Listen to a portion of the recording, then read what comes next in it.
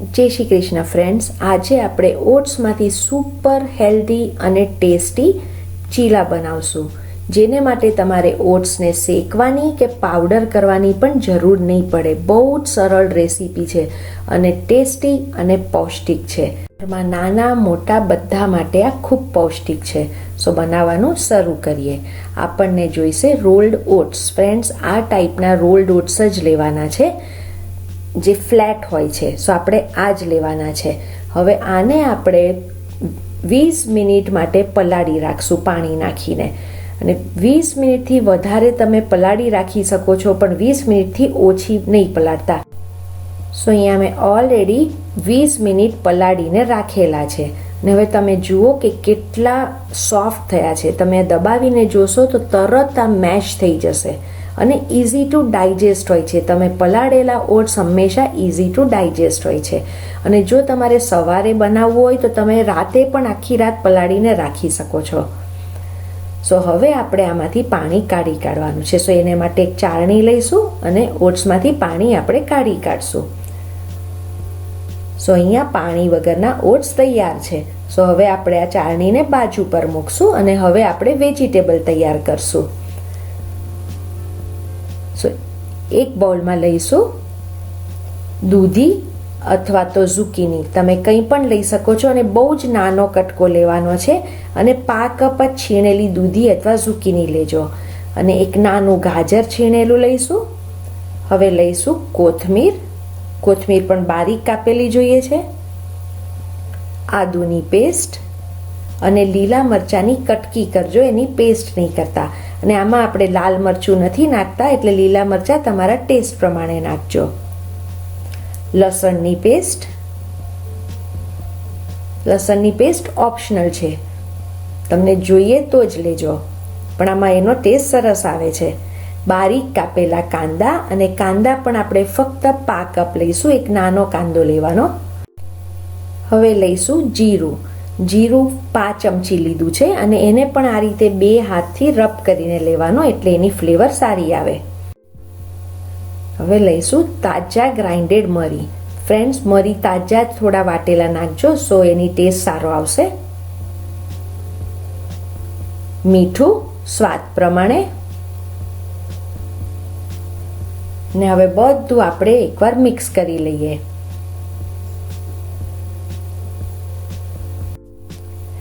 Friends, અહીંયા હું tomato નાખવાનું ભૂલી ગઈ હતી, તો હવે નાખું છું. ટોમેટો આપણને જોઈશે એકદમ નાનો ટોમેટો, અને એને પણ બારીક કાપવાનો છે, અહીંયા બતાવ્યો છે એ પ્રમાણે. સો હવે ટોમેટો પણ નાખીને પાછું આપણે મિક્સ કરી લઈએ. સો તમે જુઓ કે આ કેટલું સરસ કલરફુલ વેજીટેબલ્સથી ભરપૂર બનશે. અને ઓટ્સ ફૂલ ઓફ ફાઈબર છે ફ્રેન્ડ્સ, તમે રોજ પણ ઓટ્સ ખાઈ શકો છો. અને જો તમે વેટ લોસ કરતા હો તો આ બેસ્ટ ડાયટ રેસીપી છે. હવે આ વેજી મિક્સચરમાં આપણે નાખશું ઓટ્સ, જે આપણે ચાળણીમાં કાઢીને રાખ્યા હતા. અને તમે હવે જુઓ ફ્રેન્ડ્સ કે આ ઓટ્સ કેટલા સોફ્ટ છે. સો આ રીતે પલાળેલા ઓટ્સ વાપરવા બહુ જરૂરી છે, તો જલ્દી કૂક પણ થઈ જાય છે. હવે એડ કરશું ચણાનો લોટ. ચણાનો લોટ ફક્ત 2 ટેબલ સ્પૂન લેવાનો છે, આપણે બાઇન્ડિંગ માટે લઈએ છીએ, અને ચણાનો લોટ પણ ફૂલ ઓફ પ્રોટીન છે. હવે આ બધું આપણે એકવાર મિક્સ કરી લઈએ. આ લોટ બનાવતી વખતે જરી પણ પાણીની આમાં જરૂર નહીં પડે, કેમ કે આપણે દૂધી અને કાંદા ટામેટા નાખ્યા છે, એમાંથી પણ પાણી રિલીઝ થશે. અને આપણા ઓટ્સ પણ પલાળેલા ઓટ્સ છે, એટલે પાણીની જરી પણ જરૂર નહીં પડે. હવે તમે અહીંયા જુઓ કે આપણે પાણી નાખ્યા વગર જ કર્યું છે. એકદમ પરફેક્ટ સ્પ્રેડેબલ કન્સિસ્ટન્સી છે, જે તમે હાથથી તમારે ચીલા કે તમે જે કંઈ થાલીપીઠ કહો એ તમે પાથરી શકો છો. અને friends, oats full of high fibre છે, અને એ ખાવાથી તરત તમારું પેટ પણ ભરાઈ જશે, જે તમે આખા દિવસમાં ગમે ત્યારે ખાઈ શકો છો અને ડિનરમાં પણ લઈ શકો છો. એકવાર બધું મિક્સ કરી લીધા પછી ચાખી લેવાનું. જો તમને તમારા ટેસ્ટ પ્રમાણે કંઈ એડ કરવું હોય તો કરી શકો છો. સો અહીંયા આપણું મિક્સચર તૈયાર છે. હવે લઈશું એક નોન સ્ટિક પેન. ગરમ થાય એટલે લેવાનું છે તેલ. ફક્ત 1 ટીસ્પૂન તેલ લીધું છે ને એને આ રીતે સ્પ્રેડ કરી લઈશું. હવે આ જે આપણે ઢીલો લોટ થયો છે એને હવે હાથેથી જ લઈને આપણે ગરમ પેનમાં આ રીતે મૂકવાનું છે. અને પછી એને આંગળીની મદદથી સ્પ્રેડ કરી કાઢશું. અને ફ્રેન્ડ્સ, તમારો જો આ લોટ એકદમ ઢીલો થઈ ગયો હોય તો તમે એમાં 1 ટેબલ સ્પૂન થોડું ચણાનો લોટ વધારે નાખી શકો છો. તમે જુઓ ફ્રેન્ડ્સ કે આ કેટલો ઇઝીલી આ સ્પ્રેડ થાય છે. અને બહુ મોટો નહીં બનાવતા, મીડિયમ સાઇઝનો કરજો, એટલે તમે જ્યારે સાઈડ ચેન્જ કરો તો ફાવે. અને ઇવનલી સ્પ્રેડ કરજો, બહુ જાડો પણ નહીં અને બહુ પતલો પણ નહીં. એક રિક્વેસ્ટ છે ફ્રેન્ડ્સ, જો તમે ચેનલ સબસ્ક્રાઈબ ન કરી હોય તો પ્લીઝ સબસ્ક્રાઈબ કરજો, અને સબસ્ક્રાઈબ કર્યા પછી બાજુમાં બેલની સાઇન છે એના ઉપર ક્લિક કરજો. બરાબર પાથરી લીધા પછી ઉપર અને સાઈડ પર આ રીતે આપણે તેલ કે ઘી નાખવાનું. અને હવે આપણે આને કવર કરીને લો ટુ મીડિયમ ફ્લેમ પર કૂક કરશું, જ્યાં સુધી ઉપરથી થોડો ડ્રાય ન થઈ જાય અને નીચેથી કૂક ન થઈ જાય. અને વચ્ચે થોડી વારે જોઈ લેવાનો.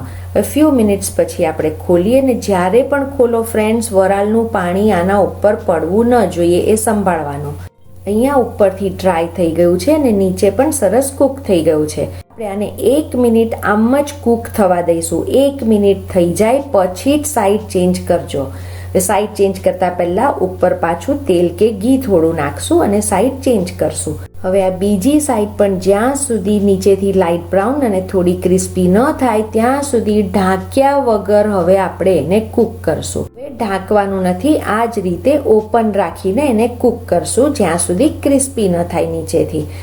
અને હળવે હાથે ઉપરથી આ રીતે થોડી વારે પ્રેસ કરતા જવાનું. જ્યારે બીજી સાઈડ પણ કૂક થઈ જાય એટલે આપણે પછી પ્લેટમાં બહાર કાઢશું. ને પ્લેટમાં બહાર કાઢતા પહેલાં ગેસ બંધ કરશું, ને ગેસ બંધ કરીને ઉપર આ રીતે પ્લેટ મૂકીને એને આપણે ફ્લિપ કરવાની છે. તો જુઓ તમે કે કેટલી ઇઝીલી બહાર આવી જાય છે. બેઉ સાઈડથી પરફેક્ટલી કૂક થઈ ગઈ છે. સેમ વે બીજા બધા પણ આ રીતે ઉતારી લેવાના. પચવામાં હલકો, ટેસ્ટી અને પૌષ્ટિક અહીંયા ઓટ્સનો ચીલો તૈયાર છે. ને તમે જોયું કે આપણે ઓટ્સને શેકવાની કે પાવડર કરવાની પણ જરૂર નથી. ફ્રેન્ડ્સ, આ મસ્ટ ટ્રાય રેસીપી છે. તમે પણ બનાવો, અને જો રેસીપી ગમી હોય તો નીચે કમેન્ટ સેક્શનમાં લખીને કહેજો તમને રેસીપી કેવી લાગી. તમારી કમેન્ટ મારે માટે બહુ જ ઇમ્પોર્ટન્ટ છે. Thank you for watching.